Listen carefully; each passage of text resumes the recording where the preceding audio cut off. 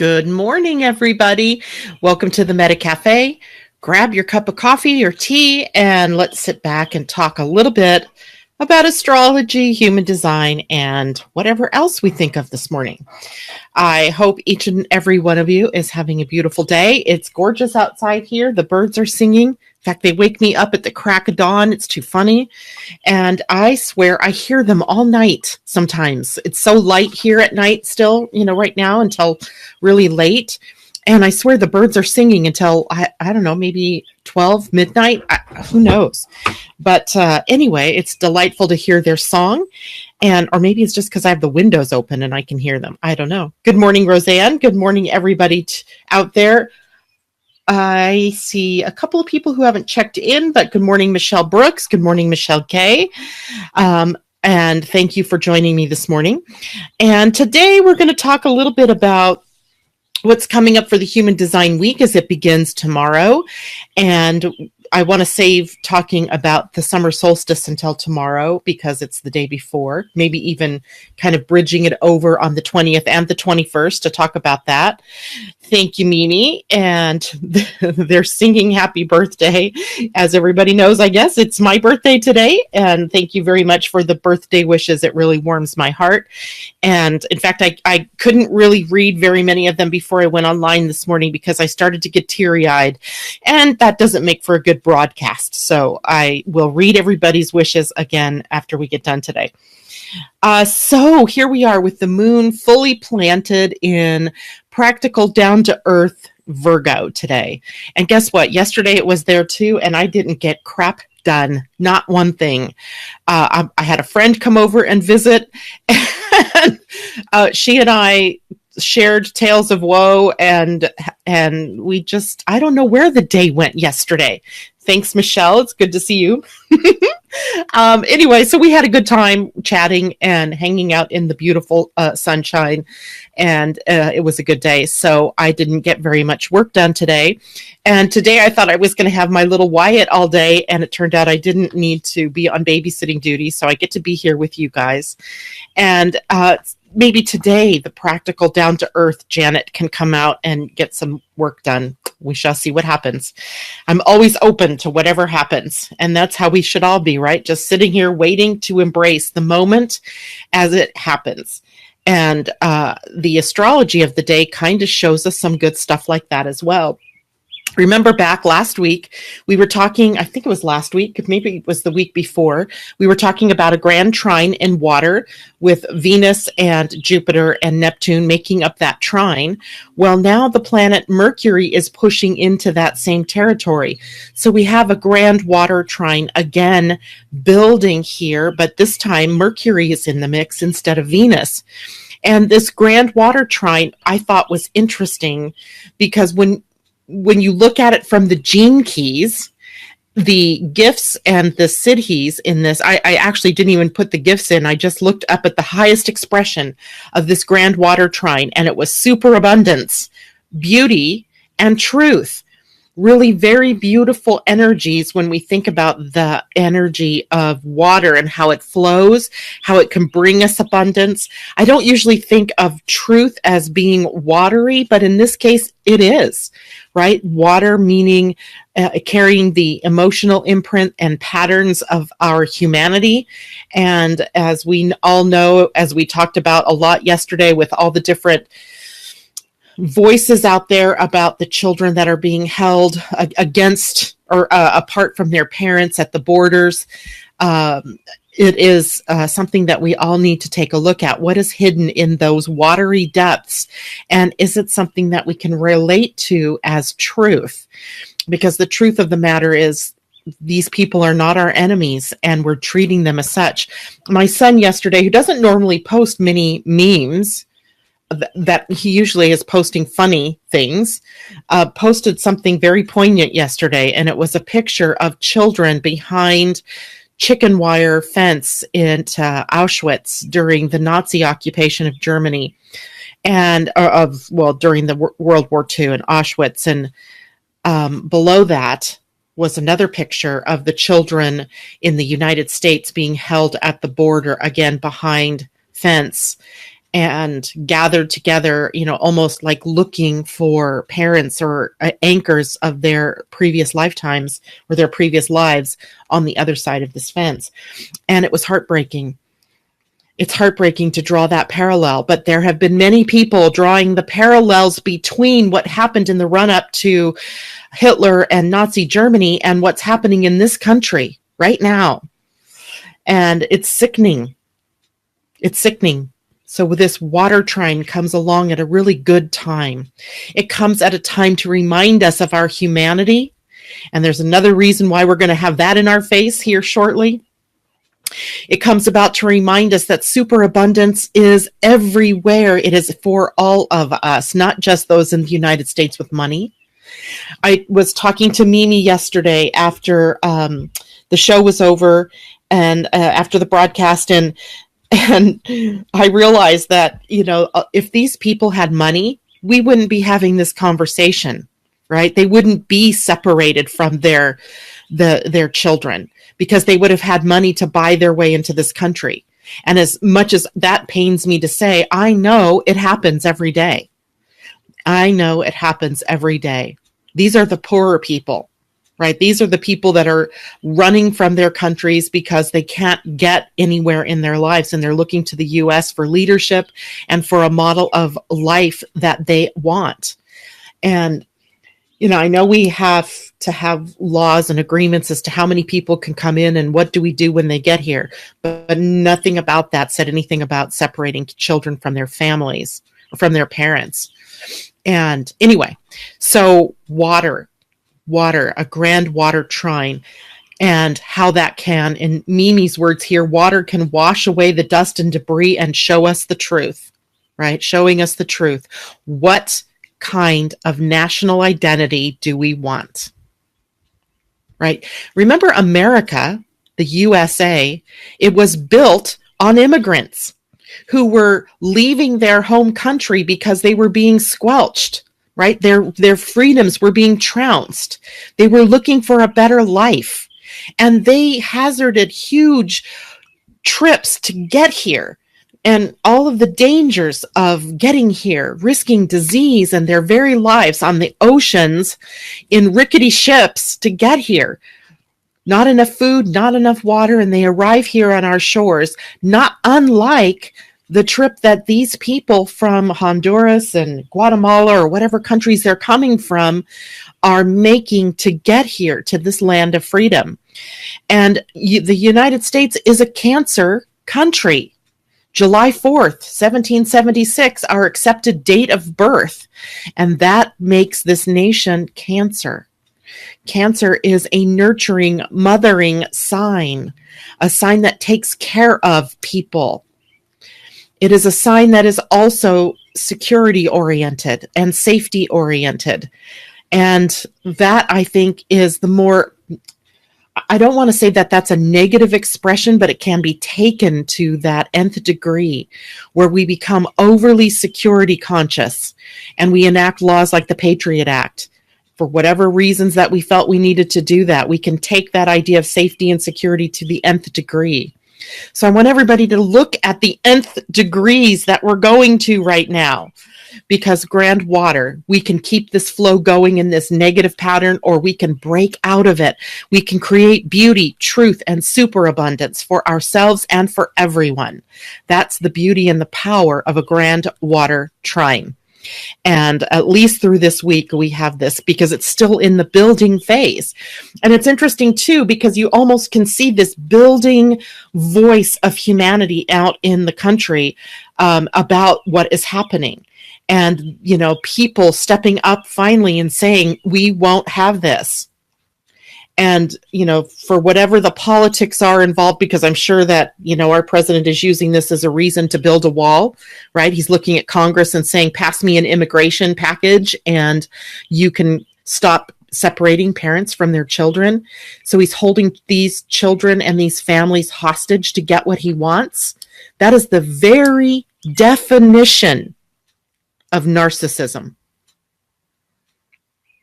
This is the very definition of self-obsession, which is the week we're heading into in a human design arena. So it's an interesting conundrum, I think, that we all express right now, that we're expressing and that we're living through right now. And I think, for those of you who've had human design readings with me, we've talked about conundrums. Every one of us as human beings has a conundrum. We all have a conundrum sort of built in, and more than one. Sometimes I feel like my whole chart is nothing but a conundrum. My whole life is nothing but a conundrum, right? Open throat, yet here I am speaking. And many other, like stillness is one of my things, but I feel like I'm a generator, so I'm a person of action.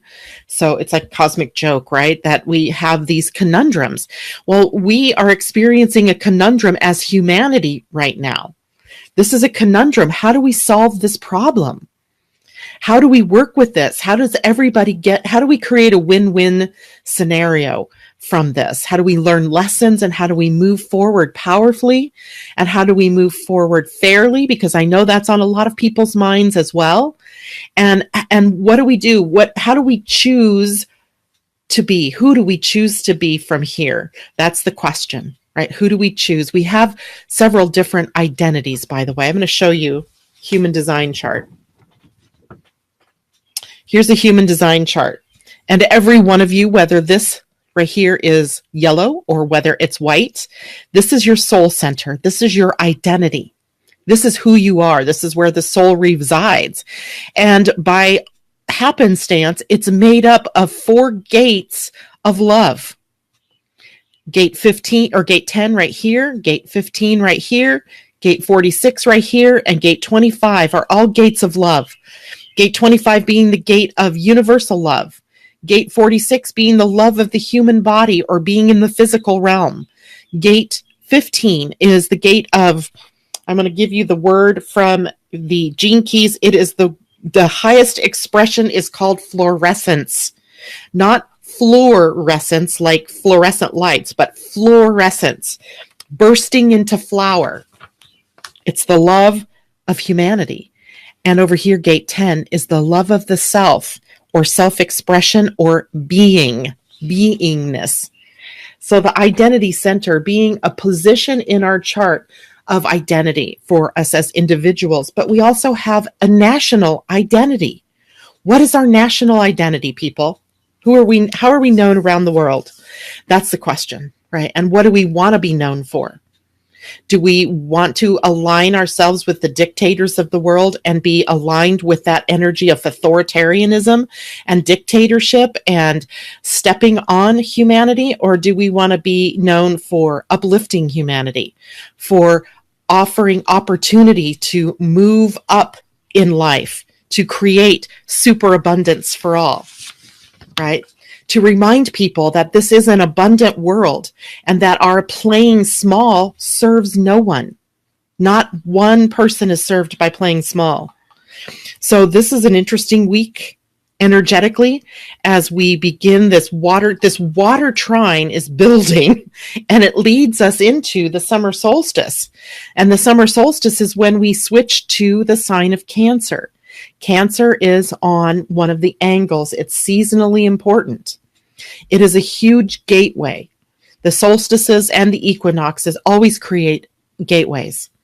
So we have 4 opportunities every year to open up a gateway. And that gateway in human design is sitting on the gates of love, right? The gateway energies are 15, 10, 46, and 25. And the gateways of love at the seasons offer us an opportunity to rethink the expression of love on the planet every time, every year, every season. And right now, the opportunity at the gateway, the summer gateway, is the love of humanity and self-love. Those are the 2 gateways that we're walking into here as we move into tomorrow. We begin the Human Design Week at those 2 gates. And as we move into the solstice, it reminds us that we are beings of love. Beings of love. Love of humanity and the love of the self are the particular gates that are being triggered at this point in time. Just want to remind people of it. It's all about love. It's all about love. So let's look a little deeper at gate 15, because that's where the sun is sitting. The sun, our ego energy, our very powerful self-identified energy, is at the gate of the love of humanity. So the contemplation for all of us as we walk into this gateway, into this week, the Human Design Week, is about this love of humanity. In the lowest expression, in the shadow, and remember, we're only going to spend 10% of our time, if we do at all, here in the lower expressions, because we're reaching for those higher frequencies. We're reaching for the energies of the gift and the siddhi. So the gate 15 at the lowest expression is dullness. Now, I didn't have a chance this morning before I got on air here to really read through what he means by dullness. What in the gene keys do we mean when we say dullness? But I can imagine, right? I can imagine when we keep our voices silent in the face of such a tragedy that's going on in our country today. That's dullness, right? That we've gotten dulled down. When we use a sharp knife and it dulls because we're cutting constantly into something, and we have to sharpen that knife because it's dull, it's gotten blunted. We've gotten dull, perhaps, because we're being barraged with all this information. It's hard to tell what's true and what's not. It's hard to know what it is that we as individuals can do. So in the face of our fellow humans who are in a position to have to leave their countries and head for northern borders, and then to be separated from their families or separated from their children, we've become dull. We've become dull. The next expression, the gift in this, is magnetism. Magnetism has energy. It has beauty with it. It has waves, magnetism, right? It has the ability to attract to us. So the question is, what are we attracting to us? What are we attracting to us? And then the highest expression is fluorescence, F-L-O-R. So I'm going to type it in here, but I need to move my coffee because I might spill it because, sometimes I'm a klutz. Fluorescence. Oops, and I just spelled it wrong. There we go. Fluorescence, not the kind of fluorescence like from fluorescent lights, but fluorescence. Bursting into flower. Bursting into flower. So that is the highest expression that we're being asked to bring to the table this coming week. This week, from the 20th on till next week. Fluorescence. The sun shining on the love of humanity. And how do we make it so that we can all fluoresce? Bursting into bloom. Bursting into flower. Now the earth, remember, I always think of these things as a pair. The sun and the earth are a pair. And the sun, bringing in the force of light, it enters through the crown, comes down through the body, and anchors us to the earth, terra firma, through the sacral chakra, or through the root chakra, or the root center. And then from that energy into the earth, it comes back out and comes back through and up and again down through the crown chakra, through the body, in what becomes a pattern called a torus, a T-O-R-U-S, which is very stable, very energetic, and is always bathing us in the frequency of the magnetism of this fluorescence in this case. And it's being anchored in self-love. That is the gate 10, self-love. Now, in human design, we also know the gate 10 is a gate called the verbal gunslinger, where there are times where we slice and dice with our words. Instead of using the voice as this beautiful and empowering way to share the love of humanity, or the love that we share for one another, it becomes the, sword, right? Where we bring out the sword and we start slicing and dicing one another. In its highest expression, though, it is beingness. Who do we be? That's what this gate asks us. Who do we be? It answers the question, who am I? And it removes the I, and it becomes I am being. We are being. Beingness. That's what we're being anchored into. That's what's anchoring us with this energy of the love of humanity, the love that we feel for one another, moving down through our body and anchoring us in self-love. Because if we're missing that piece, then it becomes very hard to understand what's going on with your fellow human beings. So this is your week to anchor in love, self-love, loving oneself, pure consciousness expressed as being. You know, when we introduce one another, or, you know, put yourself in a party situation or in a social situation, and, you know, people say to one another, what do you do? I've never had anybody come up to me and ask me, who do I be? And even if they did, I wouldn't know what to say. I would stammer. I would stutter. Because that's not a question we ask. But I'm going to ask it. Who are we? Who do we be? I know that's bad English, but I don't care. Right? Beingness. Who do we be? And more than that, who do we want to be? Who do we aspire to be? Right? What is bursting into flower? What does fluorescence mean?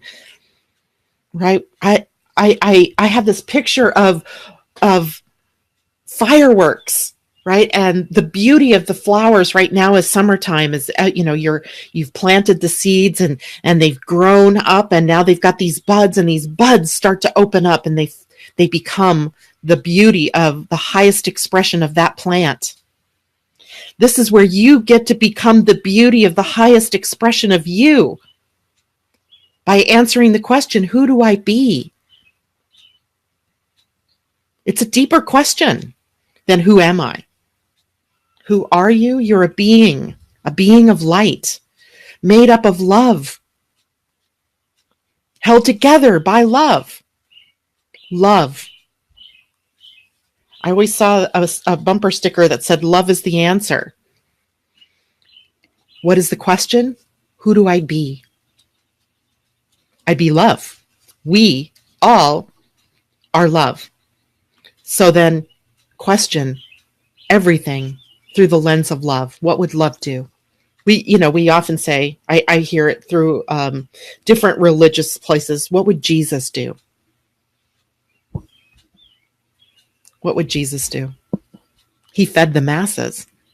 He loved everyone. He gave his life. He sacrificed his own life, mythically or truth. We don't know for certain, but the myth is there. He sacrificed his very being for every one of us. It's huge when we start to really think about these things. Right? It's not about these people who are separated from their children and these children who are crying for their parents, which, by the way, is just something that I am so sick to my stomach over. It's about what would love do? This is a big, big issue. I get it.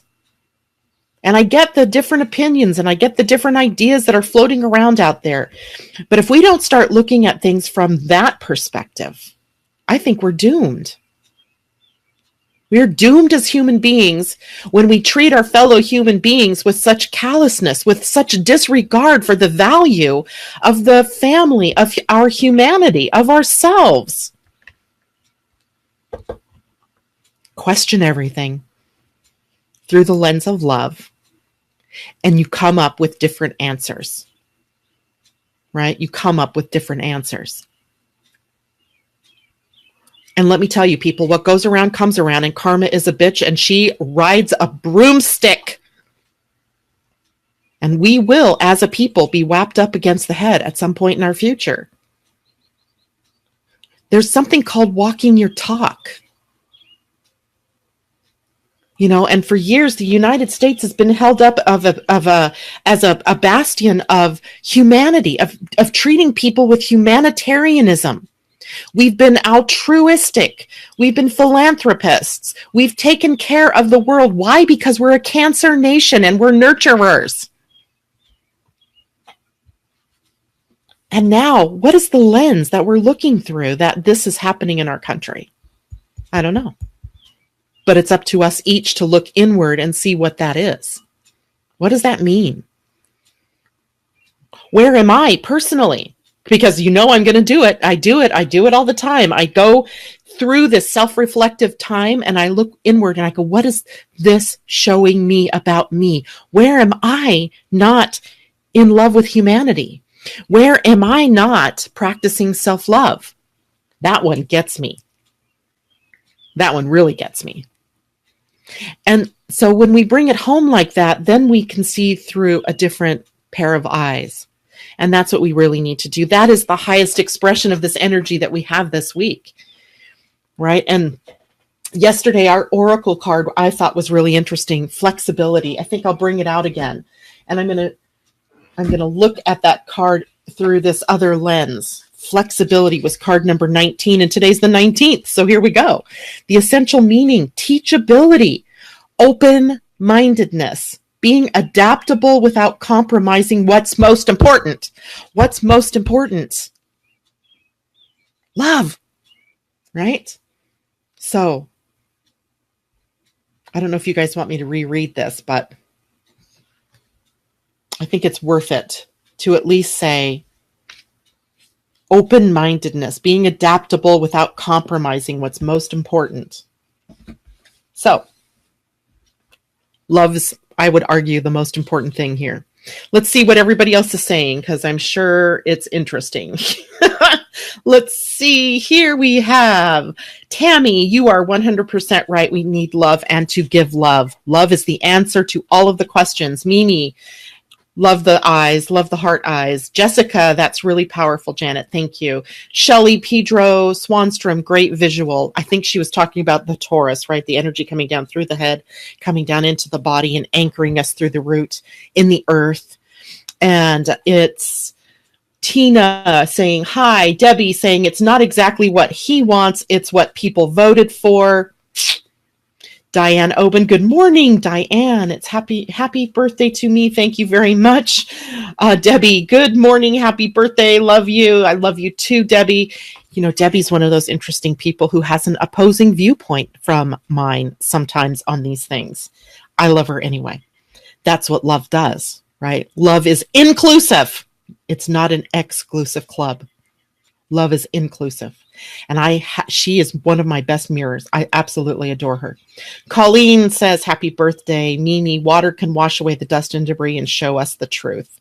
Michelle, happy birthday. Thank you. Thank you. Thank you all. Roseanne, they're singing happy birthday. I love that visual too. So anyway, we have a great week. And isn't this part of a cycle? Tina saying, yes, this is part of a bigger cycle. It is a part of a cycle. It's a part of a cycle that I'm not sure I'm exactly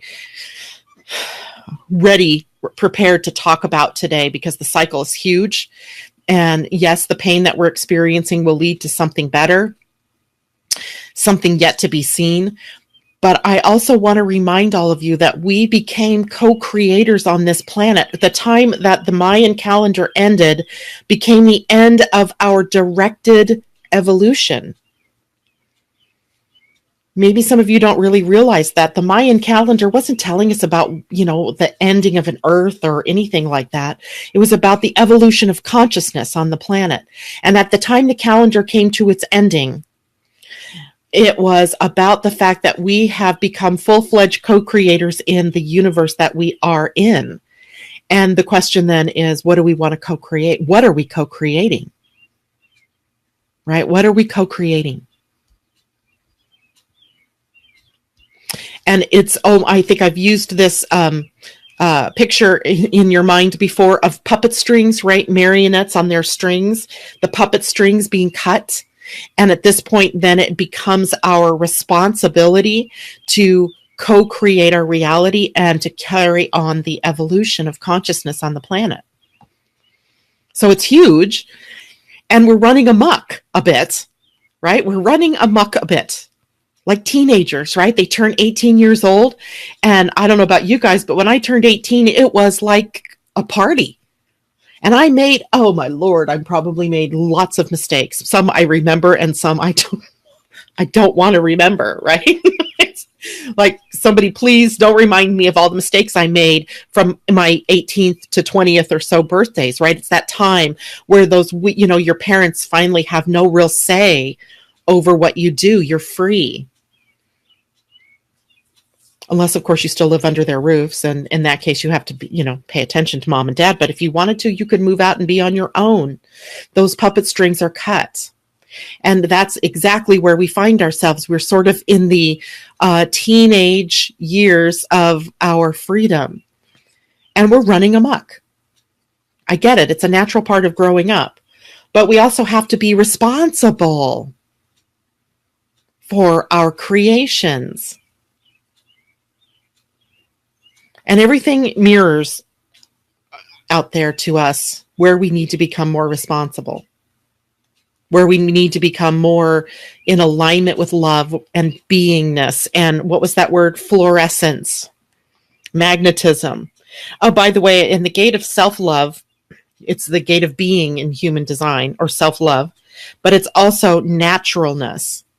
If we take a natural flow of something, and this is an interesting word too, naturalness. What does that mean? All kinds of labels now come with the word natural flavors and things like that. But did you know that just because it says that doesn't mean it's a real flavor, that they could still make it in a lab and it's fake?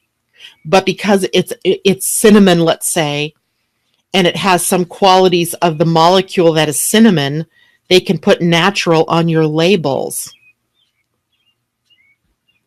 But it doesn't make it natural. It doesn't make it the real cinnamon. It's not the real bark of the cinnamon tree that they've ground up into your coffee and given to you as a flavoring. No, it's not. So naturalness, an interesting word. What are we? When you watch children playing and taking care of one another, that's naturalness.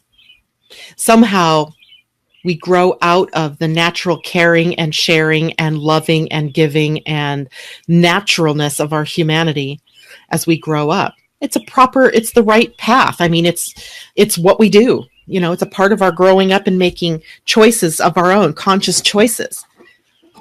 So go back to your childhood, before you went to school. Before you went to school, and kids, when they're playing, what are they doing? I mean, they're just natural. And if one of them falls down, they all help each other. And you see it in adults as well, right? You also see the opposite, people who are just walking by saying, I don't see the pain, I don't see the pain, I don't see the wound, I'm not looking, not looking, not looking. Where others stop and they give something to the homeless man laying on the road, or they at least check and make sure he's alive and well. Our naturalness as human beings is to care for one another. We are naturally a collective. So naturalness in the gate of being, our beingness, our naturalness is about caring and sharing and loving and giving to one another. So let's just remember that. I don't care who elected what. I don't give a crap because that doesn't mean that's who we are. Who we are is something so much better than that. And I'm striving for that. I hope all of you are striving for that. And I'm just going to continue sending out love to the world because really it's the only thing in my power. If I lived along the southern borders right now, you bet I would be at those borders doing something, anything to make those people's lives better. But I sit up here in Washington at a different border where we don't seem to have that issue. Think about that. Why don't we have that issue at the Canadian border? Don't know. I don't know exactly, but it gives me pause for thought. At any rate, but we still have voices. Even though we may live thousands of miles away from where things are happening, we have voices, we have votes, we have dollars. Use them wisely in a way that resonates with love and in a way that resonates with something that is your truth. And I just wish you all a lot of love and some eye-opening experiences as we experience the flow of water in our lives over the next couple of weeks. So take care, everybody. Have a great day. Thank you so much for the birthday wishes. I love all of you. And we'll see you again tomorrow morning. Don't forget, tomorrow afternoon, we have a special extra show, an extra broadcast at 4 p.m. Pacific, 7 p.m. East Coast time with Nikki Gill, who is a feng shui consultant and a Chinese astrologer. I'm so excited to bring her to you. She is wonderful at what she does, and I can't wait to introduce her to all of you. So we'll see you twice tomorrow.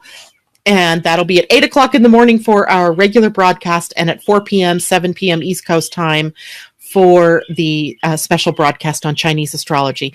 Thank you, Sarah, for the birthday wishes. Thank you, all of you. Colleen says, yes, it's all we can do. And there are more illegal. Hold on. I got to show this one because I can't read it all. And there are more illegal Canadians than Mexicans in our country. Well, wow. That gives me pause. That gives me pause. But at any rate, love you all. Take care. Thank you for the birthday wishes. See you tomorrow morning. Bye for now.